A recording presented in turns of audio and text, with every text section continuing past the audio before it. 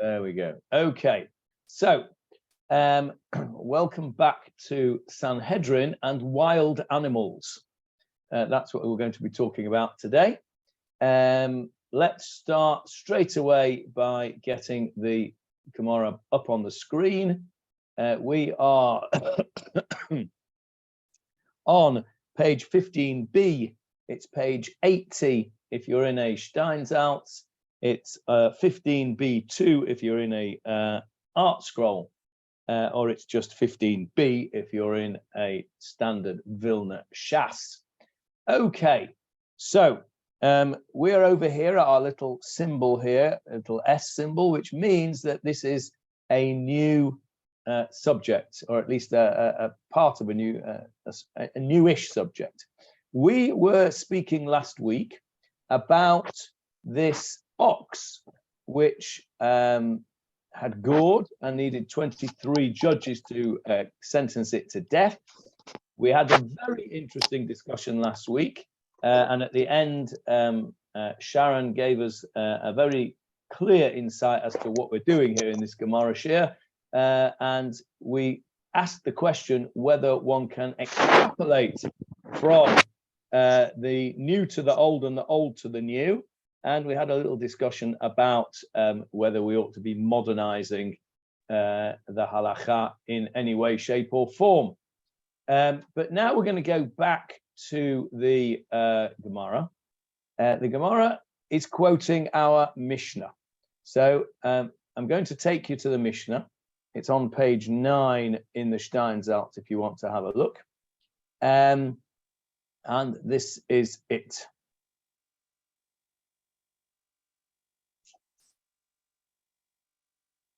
Yeah. Hazaev v'ha'ari, the wolf and the lion. Hadov, the bear. V'hanamer, and the leopard. V'habardalas, and the cheetah. V'hanachash, and the snake. Mitatan ve'esrim u'shlosha.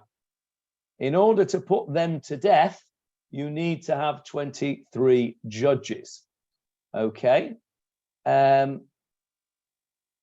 We will discuss what the circumstances are in the Gemarah. This is the Mishnah. The Mishnah just says their death can only come about by a trial of 23 judges. Rabbi Eliezer Omer, Rabbi Eliezer dissents from that view. That view is we're not told who says that, so that is called the Tana Kama, which means the first Tana, the first rabbi in this section. There's no name given to it. Usually, when we don't have a name, it is Rabbi Meir, but not necessarily, but usually.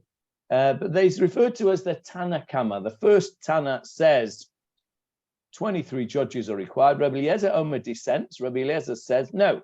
Kol hakodem lahargan zacha.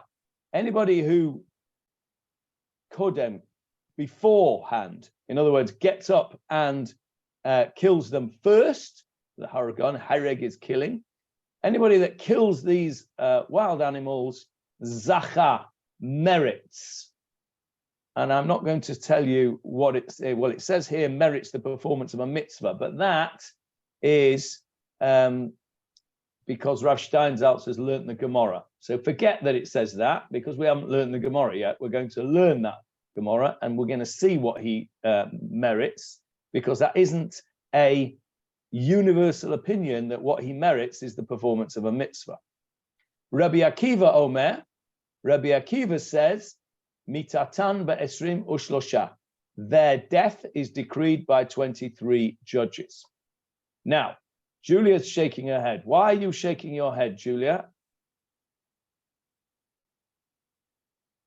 Well, it seems unreasonable. And to be quite honest, it's a bit odd, isn't it? Because Rabbi Eliezer was the one who, a few weeks back, was extremely pedantic, wanting however many judges for a trivial matter. And it seems over-egging the pudding. Okay, so let me deal with the second point first. It's a different Rabbi Eliezer. That was Rabbi Eliezer ben Yaakov. Okay, he was the pedant who wanted the king, the Kohen Gadol, and 71 judges at every possible opportunity.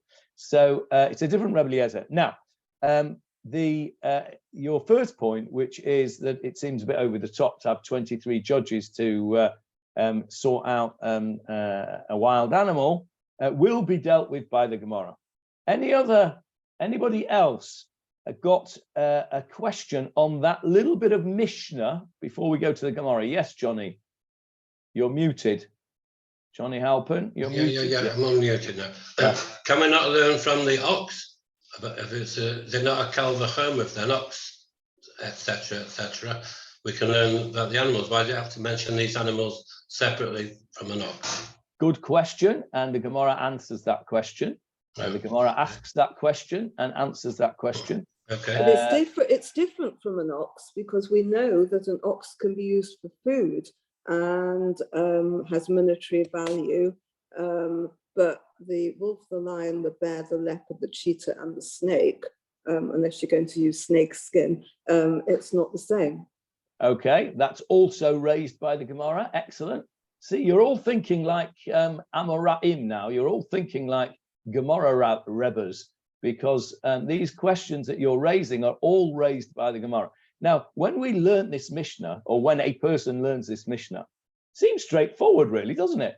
You know, it's a straightforward statement. You need 23, and Rabbi Eliezer says, no, you don't. But actually, when we stop and think about it, there are all sorts of questions here that need to be asked. And that's what the Gemara is going to do now. So let's go to the Gemara. It's on page 80 there. Back to 15b. Here we go. So the Gemara quotes the beginning of our section of Mishnah, Ha'ari v'ha'zaev chule, etc. So again, as we've said many times before, the Gemara expects you to know what the Mishnah says. We're fortunate because we can go over and just turn back to the Mishnah. Remember, when this was written, there was no printing. It was 1,000 years before printing was invented. So they were working from manuscripts which were not so readily available. So, which is why everybody learned it off by heart. So when the rabbis that were sitting around discussing this, they didn't need to write the whole thing, because everybody would know off by heart the Mishnah, as we've said before. You know, when we were kids in Pirchim. Yeah, did you go to Pirchim, Johnny? Yes, you did. You know, you'll have been told to learn a load of Mishnayos off by heart, and the winners of the Pirchim Mishnayos competition every year would be a kid of about 10 who would learn the whole of Shas off by heart, and you'd just be amazed at the capacity for memory of these kids. They were absolutely amazing, but they all knew it off by heart. So Ha'ariva Hazev is referring not just to the lion and the wolf, but to all of those animals that we listed before. The Mishnah says that you need 23 judges, and Rabbi Eliezer says, no, if you get up and kill it, you have merited something. Amar Reish Lakish. Reish Lakish says, V'hu shehemitu, shehemitu. This is dealing with a case where this wild animal killed somebody. Okay? The wild animal has killed somebody. That is the case that the Mishnah is discussing. So if we flip back to the Mishnah, we see that it says, and Reish Lakish wants to add in here, if it kills somebody, its death, its execution has to be done by 23 judges. So it doesn't say that, but that is Reish Lakish's interpretation of the Mishnah. Okay, aval lo hemito. If it didn't kill anyone, it's just there minding its own business, this lion or wolf or whatever it is. Lo, leave it alone. No, there's nothing to discuss. According to Reish Lakish, the whole discussion is only about a case where this animal killed somebody. Alma, we see over here, Alma, we see Kasavar, savar means he holds. Apparently, Reish Lakish must hold the following. Yesh lahen tarbut. What is tarbut in modern Hebrew? Yes, Julia, say it out loud. Culture. Culture, that's right. The Heichal HaTarbut in Netanya is the place where the Iriya puts on all its concerts and its shows and all sorts of things. And it's the Heichal HaTarbut, it's the hall of culture. Tarbut is culture. So, what is Reish Lakish saying? That these animals have got good manners. Yeah, the lion says please and thank you once it's done its business. No, what it means is, as it says in the Steinsaltz translation, Yesh lehen tarbut, they have a capability of being tamed. They must be able to be tamed, according to Reish Lakish. There must be a possibility that this lion, this ze'ev, this wolf, and whatever it is, cheetah, leopard, must be capable of being tamed. And I don't mean this particular one, I mean in general. And therefore, these particular ones, yesh lahen ba'alim, they must have owners. So, according to Reish Lakish, we would be talking about maybe a circus owner or a zookeeper who own these animals. These animals, these wild animals, have been tamed. They are no longer considered wild animals, and they have owners. Now, why do we say that that must be the case? Johnny, is the word we would use tamed or domesticated? Interesting. Look at the Steinsaltz on the screen, please.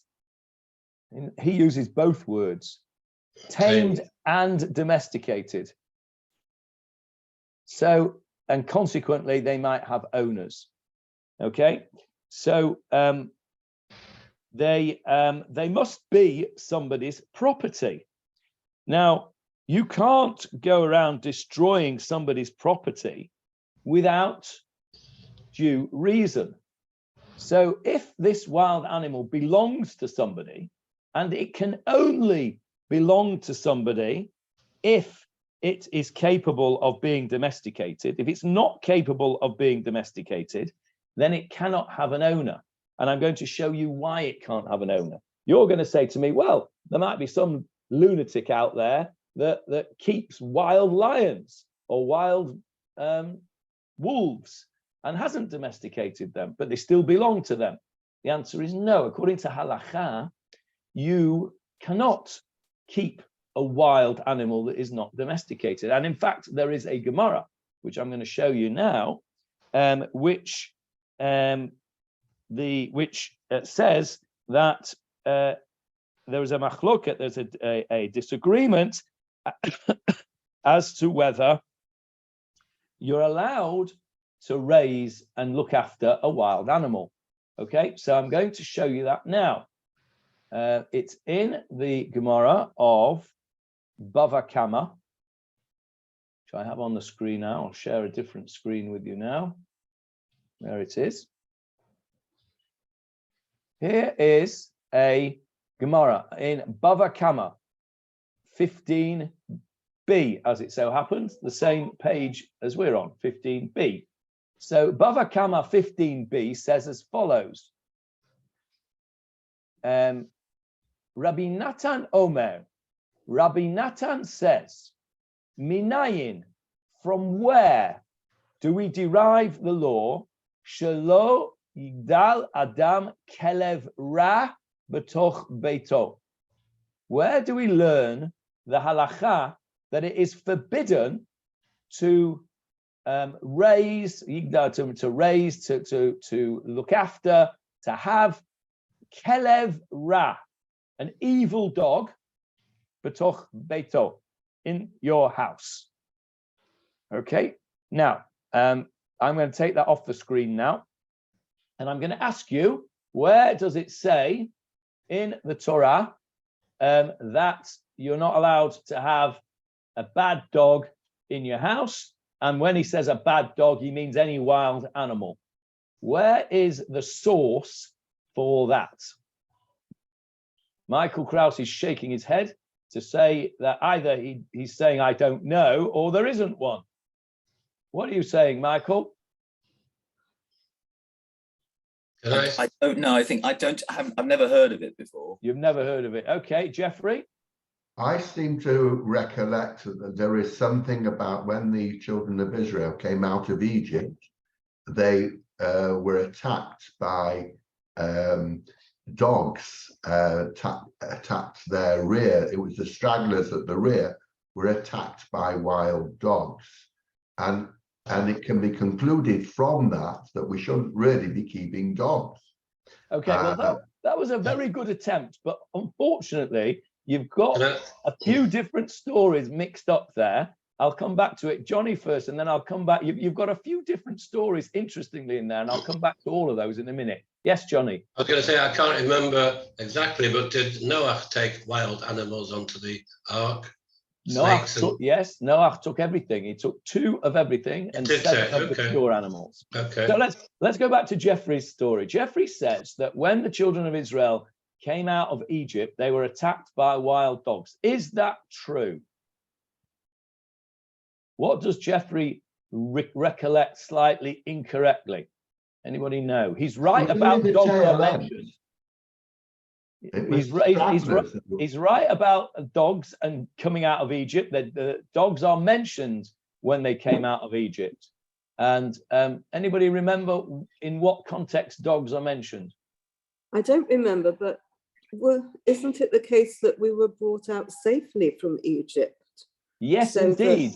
And in fact, I haven't got the pasuk to hand, and I haven't got David Marks to help me. But I will tell you that what the pasuk says is that, and I think it was in last week's Sedra, so probably should know this, that when they came out of Egypt, a dog did not even wet its tongue, did not even bark at them. So completely opposite, Jeffrey, of what you said. There was a miracle happened, and they didn't bark. They didn't attack them. You would expect them to attack them, but they didn't. And the Torah mentions that, and that's what you're remembering there. So you're quite right. There was a story about coming out of Egypt, but the fact was they didn't. Now, as an aside, they get a reward for that, these dogs. Do you know what the reward is that they get? And the Torah tells us that. What does the Torah tell you to do with a nevela, an animal which has not been shechted properly, which has died of its own accord without being shechted? Do you know what it tells you to do with it? Feed it to the dogs. Correct. La kelev tashlichuhu. You shall throw it to the dogs. And Rashi says there on that pasuk, this is a reward for the dogs who didn't attack Bnei Yisrael on their way out of Egypt. So dogs and Egypt coming out of Egypt, definitely correct. The fact that they attacked us, not correct. Now the stragglers that you mentioned, that's why I said you've got a few stories in there that are sort of all a bit mixed up there. The stragglers that you refer to were attacked. Who were they attacked by? The stragglers. Amalek. Correct, Jeffrey. They're dogs. They're dogs. Okay, well, yes. Okay, I don't think they're literal dogs, but yes, I see your point. So yes, Amalek were the who attacked the stragglers. The dogs did not. So it's not from there. Okay, I'm going to put you out of your misery because you're not going to guess where it is in the Torah that we learn the fact that you cannot keep a wild animal, a bad dog, as Rabbi Natan says.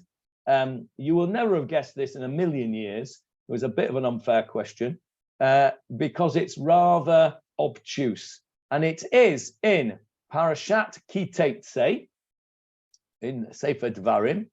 And there it is on the screen for you. Verse 8. This is, I think I'm going to get you to read this, Jeffrey, since you were in the trade. When you build a new house, you shall make a guardrail for your roof, so that you shall not cause blood to be spilled in your house, that the one who falls should fall from it, the roof. So what's that got to do with wild animals? Well, Michael Krauss is shaking his head. I would think it would be quite difficult for quite a lot of wild animals to get onto a roof of a house. That's true, but that isn't what the reason is. Let's go back to Bava Kama, and I'll show it you. So the justification for this is from the ruling of Rabbi Natan. It is taught in a Braita. Rabbi Natan says, from where is it derived that you may not raise a vicious dog in his house and we may not set up an unstable ladder in his house? The verse states, Lo tasim damecha damim beveitecha. There is our pasuk again. Lo tasim damim beveitecha. You shall not literally tasim place damim blood in your house. And he translates it here. You shall not cause blood in brackets to be spilled in your house. So they learn out the fact that what's the guardrail for? The guardrail is to prevent somebody from coming to danger. Falling off the roof. Falling off the roof. And what happens if you fall off the roof? Then you get injured, and then the dogs get you. Correct. It's for safety. As Julia says, this is the halacha about safety. And particularly safety where? Lo tasim damim, where? In your house. In your house. So this halacha is about safety in your house. So the Gemara in Bava Kama says, quotes this verse, you shall not bring blood into your house, i.e. one may not allow a hazardous situation or item to remain in one's house. As long as the hazard remains, the owner is in violation of this verse, and therefore the court may excommunicate him for failing to remove the danger. That was the previous halacha that they were talking about here. Okay,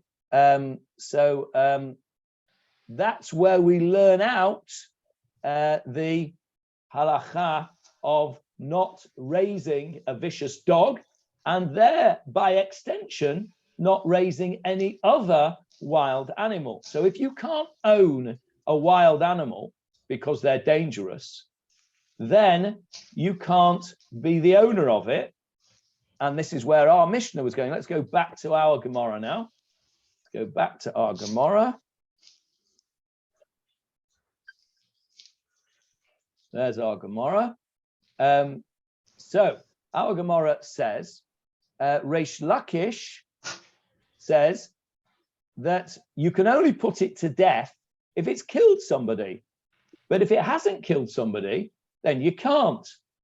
Well, that must be, says the Gemarah, it must be that Reish Lakish says they have capability of becoming domesticated, because they will then have owners, and you can't go around killing somebody else's animal that they own. So they've got a pet lion. You can't just go around and kill it. If it kills somebody, well, then we've got something to talk about, says Reish Lakish. Then we've got the disagreement between the Tanna Kama, who says that once it's killed, it needs to go to court with 23 judges, and Rabbi Eliezer, who says, no, once it's killed, anybody who gets up there and executes it, in other words, without any judicial process, will merit something or other. Okay, so that's Meshubach. Harei Zeh Meshubach. Okay, Harei Zeh Meshubach, maybe, we'll see. That was Reish Lakish's opinion. Rabbi Yochanan, on the other hand, says no. Af al pi shelo heimitu. Even if they haven't killed anybody, Rabbi Eliezer says that you can just kill it. In other words, you see a wild animal in the street, it hasn't yet done any damage, you can kill it. And if you kill it, you merit, says Rabbi Eliezer. The Tanna Kama disagrees. But according to Rabbi Yochanan, you don't have to wait until this animal kills, you deal with it. In other words, you get rid of it before it does any damage. So at Alma, we see Kasava, Rabbi Yochanan must hold ein lahem tarbut. There is no possibility of taming and domesticating these animals. The ein lahem ba'alim, and therefore they don't have any owners, and they are considered what is something in halachic parlance, something which does not have an owner. Let me just get rid of this, Paul. I'm just doing a share. I'll call you back. What is the name for the Hebrew word for something which is ownerless? Anyone? Begins with a hey. It's on the tip of your tongue, Johnny. I can see it there. It's desperate to come out. Anyone? You'll kick yourself when I tell you. Hefka. Hefka. Yeah. Yeah. Remember that? Hefka. Yeah. Hefka. You may be familiar with the Yiddish expression Hefgewelt. What's a Hefgewelt? A Hefgewelt is something that where there's lawlessness, there's anarchy. The Hefgewelt here, meaning the whole place is in chaos, and you go into a shul and everyone is screaming and shouting, and you go to the annual general meeting and everyone's screaming and carrying on with themselves. That's a Hefgewelt. A world with no owners. So Hefka means an ownerless, something that is Hefka, okay, then you can just take it, and you can of course destroy it if it's dangerous without recourse to any owners, because it doesn't have any owners. So that is a discussion between Reish Lakish and Rabbi Yochanan. Rabbi Yochanan is the one that says that it cannot have any owners, and because since the Torah forbids you from doing this, if you do it, it doesn't count. So if you do happen to have a pet lion, it's not considered halachically yours because you're not allowed to do it. So you can't claim ownership in something which you're not allowed to own. That's according to Rabbi Yochanan. Okay. I wonder if the chief rabbi of the IDF learns anything from this about killing terrorists a while before they've attacked. That I think is pikuach nefesh rather than wild animals. I think you would probably have difficulty, despite the fact that Jeffrey says Amalek were dogs. Yeah. I think you would probably have difficulty halachically calling terrorists animals. But without a doubt, there is a halakha, is there not, that says somebody rises up to kill you. What do you do? Kill it. Kill him first. Yeah. Okay, that is a halakha, and that doesn't make any difference whether it's a Jew, a non-Jew, a terrorist, or a mafia, or just somebody who doesn't like you. Anybody who rises up to kill you, you kill them first. That's a halakha. What about health and safety and building regulations and failure to follow them in religious areas? Okay, well, according to the Gemarah that we just learnt in Bava Kama 15b, that would all fall into the category of lo tasim damecha b'veitecha, of not bringing in a hazard into your house. And in fact, it's worthwhile, I think, going back to look at the pasuk itself. There it is on the screen again for you. 1 second. There it is. Let's look at the pasuk itself. When you build a new house, you shall make a guardrail for your roof so that it shall not cause blood to be spilled in your house, that the one who falls should fall from it. So that is as explicit as you possibly could get, that people who fail to follow building regulations are transgressing a Torah law. And if we go to the Gemarah, the previous Gemarah over here that we didn't actually learn, but just the Gemarah that introduced us to Rabbi Natan, have a look at this. And either way, we excommunicate the owner of the belligerent animal until he removes the danger by killing the animal or otherwise neutralizing the danger. So the danger can be an animal, or it can be a poorly built building without a handrail, or not in building regulations. All of those things is such a serious matter that the Torah tells us that he is excommunicated, which is a very, very serious punishment. So yes, you're absolutely right, Julia. Whether it's in religious areas or it's in irreligious areas, it is a crime against the state, a crime against the person, and also a crime against the Torah. The fact that it is in a religious area makes it worse because they should know the Torah better than anybody else. But nevertheless, that's the case. So your point is a very well-made point. Let's go back to the Gemara. Can I just ask a question? Is that why the Haredim don't have dogs by some sort of extension to this? Or it's one of the reasons why they don't have dogs.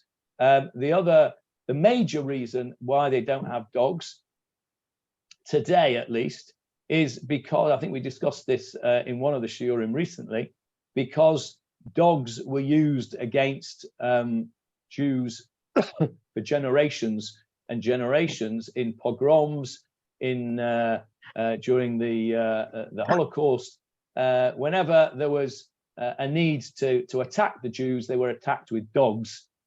Dogs are connected to goyim, wicked goyim who want to attack Jews. So in the minds of many people, particularly the Hasidim, because they come from an area where that would have been prevalent, where the poritz, the local landowner, would have used dogs against them. They have an inbuilt fear of dogs, and it's a generational thing. It's beginning to change a little bit in this generation, actually. For example, in Broughton Park, where I used to live, when my kids were little, there wasn't a single Shomer Shabbat house, let's call it, that would have had a dog. Almost none. Now it's not uncommon. So things are changing a little bit. So the main reason is that historical reason, but that's because of the mayor of in Broughton Park now. They weren't allowed to. They weren't allowed to carry on Shabbat, the dog. That's true as well. That is true, definitely true, because leading a dog on a lead is considered to be carrying. You're quite right, Johnny. That is definitely a factor to be taken into account. But I think you're right, Michael. It is by extension, because of course, if a person has in mind that dogs are dangerous things, then by extension, this Gemara, they will know this Gemara. Rabbi Natan says you don't have a vicious dog, and according to them, all dogs are vicious, right? So yes, I think you're right. There is by extension. I think that does come on. Right. Let's go back to the Gemara. How are we doing for time? Oh, we're good for time. Okay. Right. So that was the discussion of between Rabbi Yochanan and Reish Lakish. Now, the Gemara now is going to challenge Reish Lakish's opinion. Reish Lakish's opinion was that you have to have 23 judges. So here we go. Tanan, we learned in our Mishnah that Rabbi Eliezer says, Kol hakodem lahargan zacha. Anybody who kills them first merits something or other. Bishloma le Rabbi Yochanan, that works, that fits, according to Rabbi Yochanan. What did Rabbi Yochanan say? Rabbi Yochanan was the one who said, these animals cannot be tamed, and you can kill them even if they haven't yet killed a person. So they are hefka. According to Rabbi Yochanan, they are hefka. And you'll see now why I stressed the word hefka. So according to Rabbi Eliezer, the question now we're saying is, Lamai zacha. What did he merit? Remember, he said zacha, merits. And our Mishnah said he merits the performance of a mitzvah. And I said, hang on a minute, that is not necessarily everybody's opinion. Well, it's not Rabbi Yochanan's opinion, because according to Rabbi Yochanan, what does he merit? Zacha le'oran. What is the or with an ayin, not with an aleph? What is Skin. or with an ayin? Skin. Skin. That's right, or leather in animal skin. So he gets the skin. So somebody that gets up and kills one of these animals, be it a snake or a leopard or whatever it is, let's say leopard skin, that's quite popular, isn't it? You would get the leopard skin, or you would get the lion skin, or the wolf skin, or the snake skin. You could make shoes out of them, couldn't you? If you do that, you get the skins. That is, so when Rabbi Eliezer said Zacha, this is according to Rabbi Yochanan's opinion, what did he merit? He merited to get the skin. How do we know that? Because there is a halacha that says that an animal that is hefker, an animal that is ownerless, turn the phone off, hang on. An animal that is ownerless, the person who finds it, or person who finds a dead animal in the street, you get to keep the skin. That is hefker, has no owner, so you can take it. In the same way as you find something that's hefker in the street, you can take it. If you find, I don't know, some money in the street, there's all sorts of different halachot about how you go about returning that money. But if there are no simanim, if there are no signs, you just found a single 20 shekel note on the ground with no sign on it. It's not got a name on it. It's not in any particular place, like, you know, under a stone or hidden or in a pile. It's just there. That's called hefker. And al pi halacha, you can take that because there's no way you can find the owner. It's considered ownerless, and it's considered ownerless. Why? Because it is a... Because isn't it from Shnei Mochsin V'Talit? Two people find a talit, I remember from learning. Yes, a long time ago.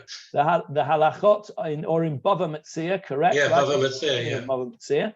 And it's hefker. That is hefker. Why is it hefker? That 20 shekel note that's on the floor, because it's assumed that the owner is something called mityaesh, which is a modern Hebrew word as well. Neglectful. No. Mityaesh means misplaced. No. He has despaired of it. In other words, he's given up. Somebody who loses a 20 shekel note on the ground and doesn't know where he's lost it, and there's no signs on it or anything, you are going to, pretty quickly, you're going to say, well, it's hefker, it's gone. I've lost it. And once somebody has despaired of ever finding something, then that becomes ownerless, becomes hefker, and you can take it. That's the halacha. So an animal that is found, which is hefker, or an animal that is killed, which is hefker, you can keep the skin. So I used to take money into Park Lane police station if I found a wallet and it hadn't been claimed within, I don't know if it's 30 days, I can't remember what it was, then you could go back and get it. Okay, well, we'll just digress for a minute because it's interesting. That was the right thing to do. By the way, that's now a nursery. Yeah, I said it's now a nursery. Oh, yeah. You're right. So yeah, Park Lane police station. You would take your that wallet in, and you were not allowed to just keep that al pi halacha without taking it in. Why not?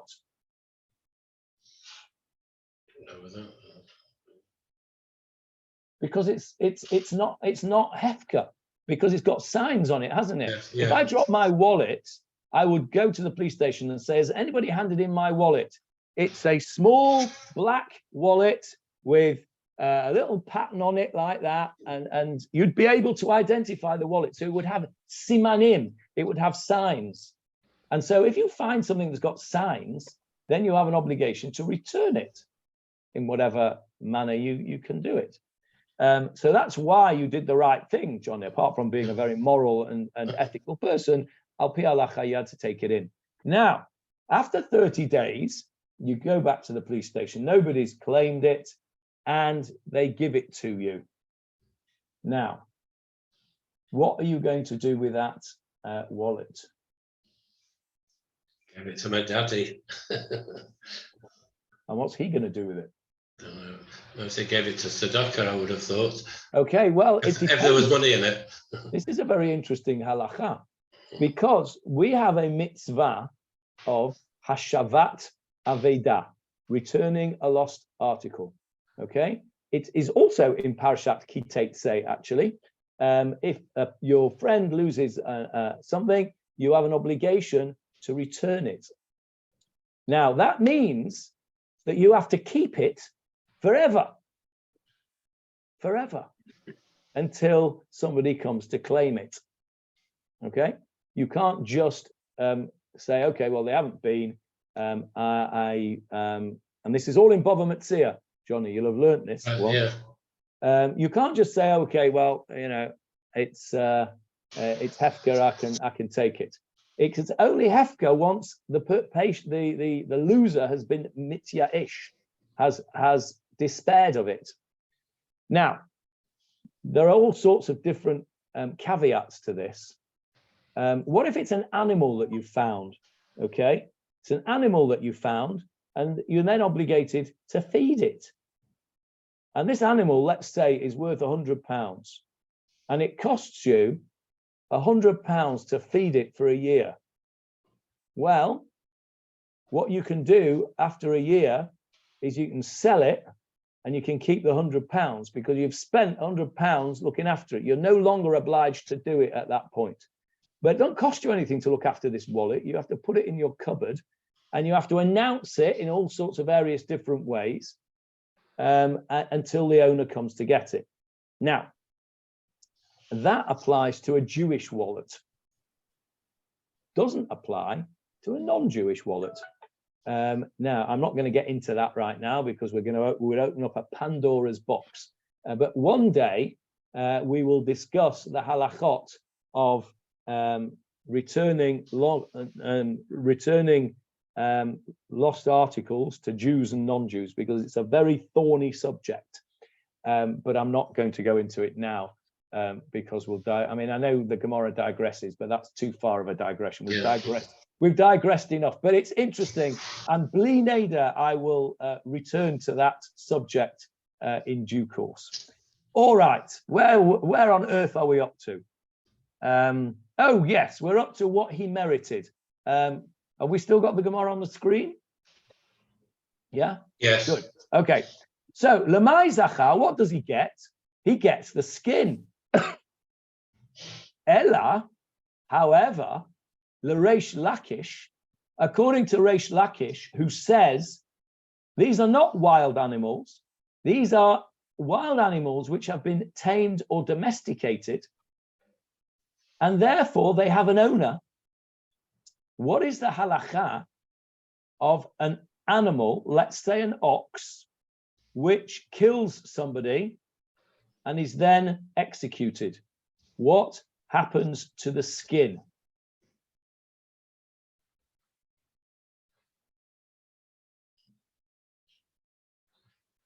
Julia? Well, I thought that that we discussed last week that nobody can use any part of it. Absolutely correct. Nobody can use any part of it. It is called in Hebrew asur b'hana'ah, forbidden to have any benefit from it. Something else which is forbidden to have benefit of. Anyone, give me any other thing that you're forbidden to have benefit from, according to the Torah.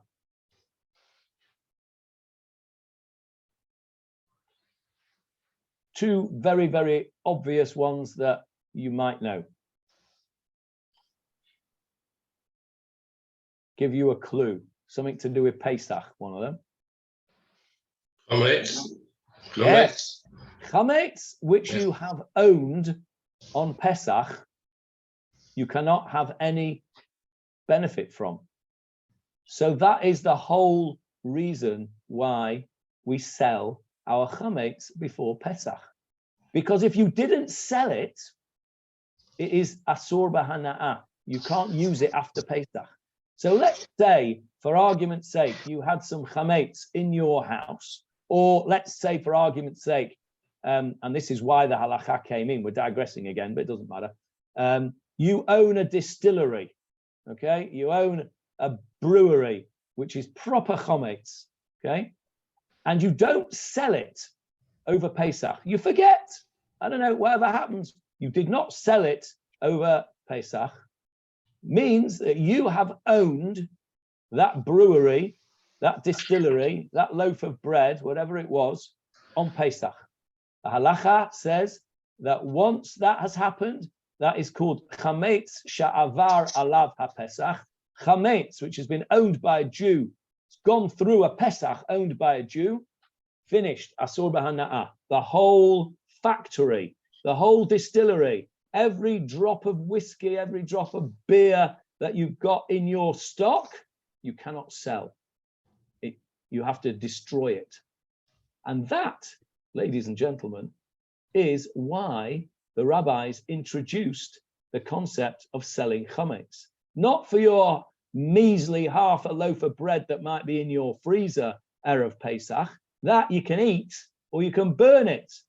It was brought in specifically for people who were owners of breweries, owners of inns, and Jews were innkeepers for a long part of our history because that was one of the very few professions that we were allowed to do.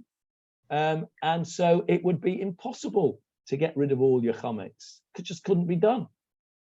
And so they brought in this legal loophole of selling the chametz to somebody else who wasn't Jewish. So that chametz was not owned by a Jew on Pesach. After Pesach, you buy it back and it is not forbidden to have any benefit from it. That is the entire reason why selling of chametz came through, because of asur b'hana'ah. It is forbidden to have benefit from it. Just I'll tell you the other one that was in my mind, just to tell you, basar v'chalav, proper basar v'chalav.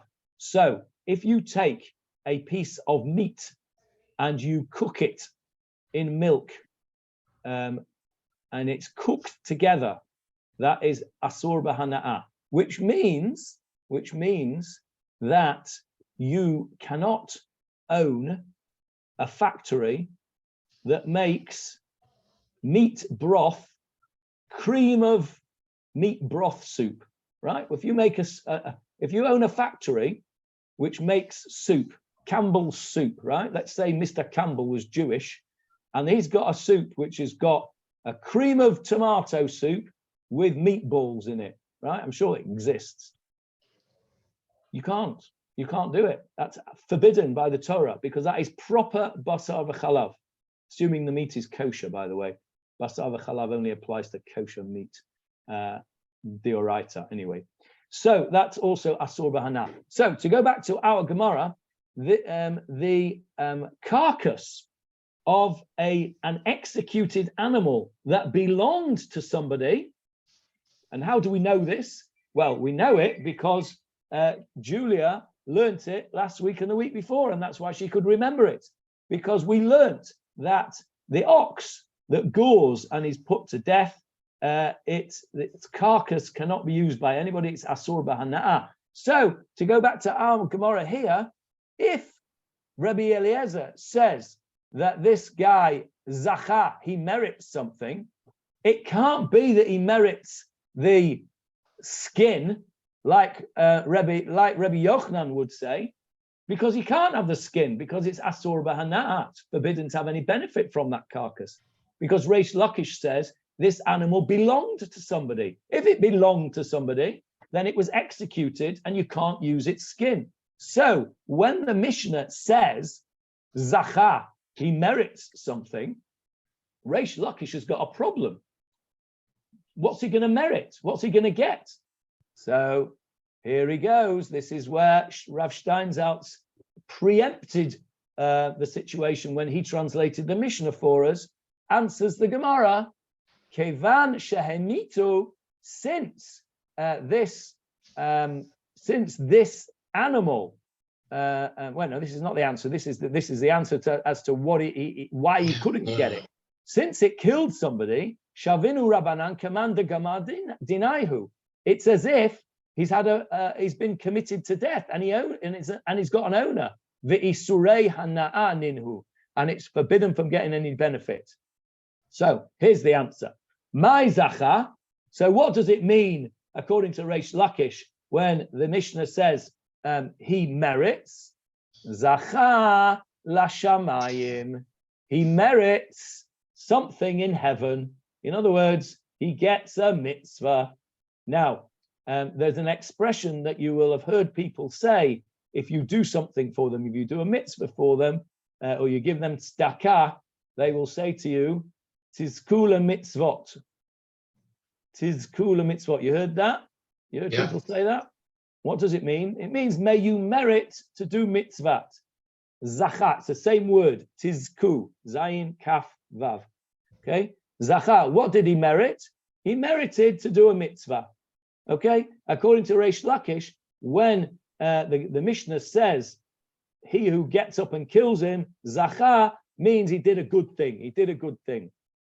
And as he says here, it means that he merits according to Heva, meaning that he has performed a mitzvah by destroying a harmful animal. So by destroying the harmful animal, okay, even if it belonged to somebody else, then you are as if you have gone in to somebody's house, onto his roof, seen that he does not have a safety barrier, and you have erected a safety barrier for him because you have done a mitzvah. You have prevented a situation where somebody could fall off the roof. The pasuk that we just read in Dvarim said that you should not put blood in your house, nobody should fall. And so if you don't do it, then I'm going to go in and do it, and I have done a mitzvah. So says Reish Lakish, this is the same thing. This is the same thing, that I've done a mitzvah by destroying a harmful animal. I've destroyed an opportunity for danger, in the same way as I would have destroyed the opportunity for somebody to fall off the roof by going and putting up a fence. So you can see now how that pasuk, which at first glance seemed nothing to do with our animals, you can see the thinking, and this is what interested me so much. You can see the thinking of the rabbis, how they've extrapolated what at first glance seems a bit of a dray, as they say, a bit of a kvetch to get from a safety barrier to a wild animal. But you can see the logic is really very powerful once you look into it. So according to Reish Lakish, he has a mitzvah. Okay. It's very interesting, Johnny. Today, unfortunately, this morning, another little girl was killed by a dog, and immediately the dog is killed, and the owner is prosecuted for keeping a wild animal or a dangerous dog. It happened again this morning, unfortunately, a little girl killed. But they killed the dog. Somebody in the street kills the dog, and then the owner is prosecuted in court by one judge, probably.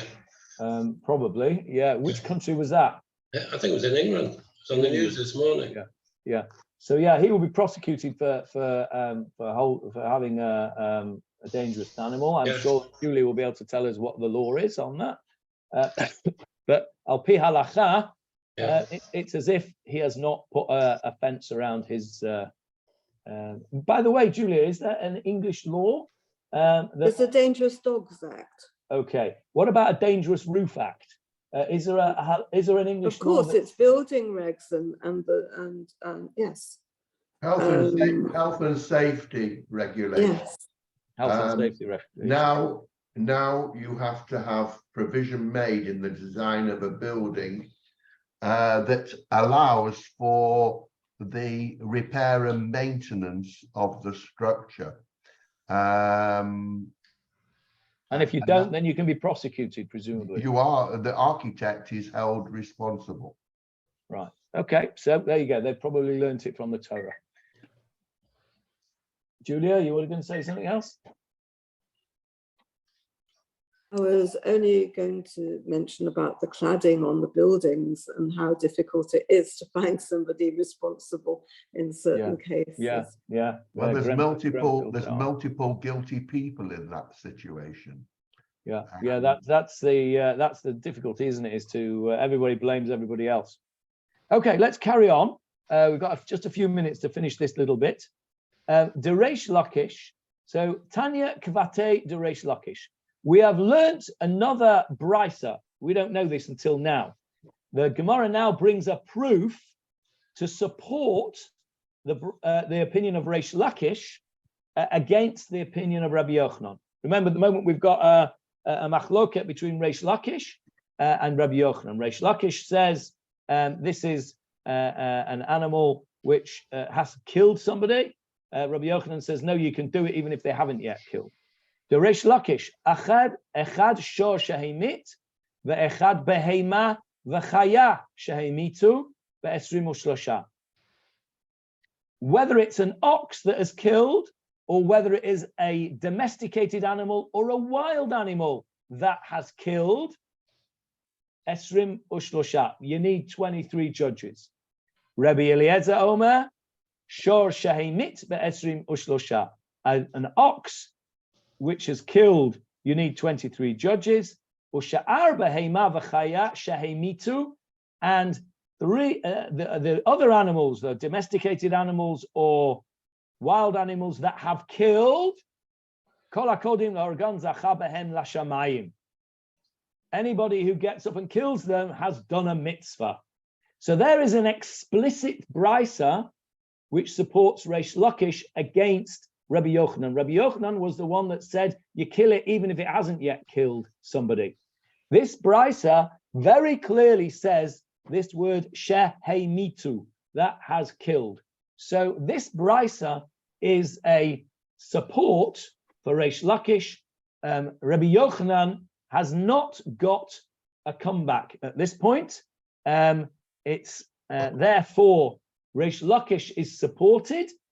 Rabbi Yochanan has to concede, and therefore we now know, if we go back to page 9, we now know why Rabbi Steinsaltz translated Zachar as he merits the performance of a mitzvah, and he doesn't say he merits either at the skin or the performance of a mitzvah, because the bottom line in our Gemara is that it's like Reish Lakish, he gets the mitzvah. Rabbi Yochanan, I'm afraid, has to concede. Okay, so we're out of time, but I'm just going to introduce to you the next bit that we're going to do, largely so that I know where to start from next week. And we've come to a little S, and Rabbi Akiva Omer. Right? Rabbi Akiva says, let's just see what Rabbi Akiva says on page 9 in the Mishnah. He says, Rabbi Akiva Omer, Rabbi Akiva says, mitatan be'esrim u'shlosha. Their death is with 23 judges. What bothers you about that, please? We're not going to go into it, we're just going to ask the question. What bothers you about that statement of Rabbi Akiva? Jeffrey. They haven't actually taken the actual case or the circumstances surrounding it. It's a bit vague, May well isn't be it? mitigating It's circumstances. not necessary. Go on, Julia. Well, it's not necessary because that's what we've already heard. Exactly. The Tanakama said, mitatan be'esrim u'shlosha. Their death is with 23. Rabbi Akiva says the same thing. Why do we need Rabbi Akiva to repeat what the Tanakama says? Well, there's two answers to that, aren't there? Rabbi Eliezer said the same thing. Rabbi Eliezer said the same thing. Rabbi Eliezer said, if you get up and kill it, you've done a mitzvah. Rabbi Akiva says the same as the Tanakama, which is it's 23 judges, right? Now, there's two answers to the question, Julia's question. Either the Tanakama is Rabbi Akiva, in which case the question is, why didn't you say so in the first place? Why are you saying it again? Or Rabbi Akiva must be saying something slightly different. And that is the question of the Gemara that we're now going to do next week. And there it is. Rabbi Rabbi Akiva Omer that. Rabbi Akiva Hainu Tana Kama. But the Rabbi Akiva says the same as the Tana Kama. Can't be, says the Gemarah, Ika Bainaihu Nachash. And we were not going to have a look at that now. That is next week's exciting installment to see what Rabbi Akiva is the different from the Tana Kama. Any questions on today's exciting episode of Gemarah Sanhedrin? Any questions, comments? No? Okay. Those of you who are interested, and actually at this particular juncture, I'm only talking to Julia because you're the only lady on the screen at the moment. But any ladies listening to the recording, there is a suggestion that somebody wants to start off a shiur on a Sunday morning to teach ladies how to learn Gemarah. Now, I have a little bit of a vested interest because this ladies' Gemarah, how to learn Gemarah shiur is at 10:15 on a Sunday morning when I do my Tanakh shiur. So whilst I'm very keen for ladies to learn Gemarah, I'm not keen for them to miss my Tanakh shiur if they want to. So I'm a bit conflicted here, but nevertheless, I can't be selfish, and I have to tell anybody that wants, any lady that would like to more details about this can contact me or Shoshana Baker, and we'll pass you the details of this learning how to learn Gemarah for ladies. Okay. I'm not going. Thank you. You're not. No, I won't be because I don't think it's I can't fit it into my busy schedule. Wonderful. I'm happy that you've got such a busy schedule. But I'm very pleased that they are offering, and I think it's very useful. I think it's incredibly useful. I agree. As a by the way, the Rav who gave me my smicha, Rav Chaim Brovender, was the pioneer of teaching women Gemarah. I don't know, maybe now 30 years ago, he opened a midrashah where women were taught Gemarah, and he got a real tough time over it, but he stood his ground. And now there are many places where women learn and teach Gemarah, and quite rightly too. But shout out to Rav Chaim Brovender for being a pioneer in that regard.